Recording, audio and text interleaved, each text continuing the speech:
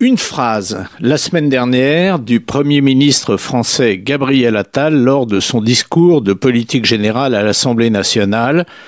Nous allons recruter des médecins à l'étranger.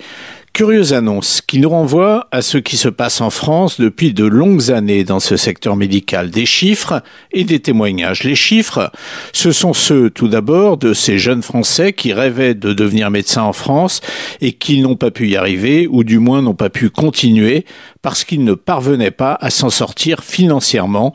5000 médecins généralistes français exercent aujourd'hui à l'étranger. Et dans le même temps, la France fait face à une pénurie de médecins. Un Français sur 10 n'a pas de généraliste. Ça fait quand même grosso modo 7 millions de personnes, d'où l'annonce du Premier ministre. Plutôt aller chercher ailleurs, plutôt que d'aider le secteur en distribuant un peu d'argent. Mais alors, où se trouve ce personnel médical qui a quitté la France? Près d'1 sur 3 n'est pas loin, en Belgique, et vit d'ailleurs souvent en France. Ensuite viennent les États-Unis, la Suisse et plus surprenant, Israël. Mais derrière la réalité comptable se cache bon nombre d'histoires d'hommes et de femmes qui vivent leur quotidien de médecins français à l'étranger, avec tristesse parfois, mais aussi avec joie. À 26 ans, Camille termine ses études en Roumanie, victime d'un numerus clausus aujourd'hui en train de disparaître.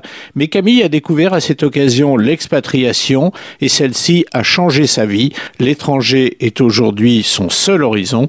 Il va devoir batailler, Gabriel Attal.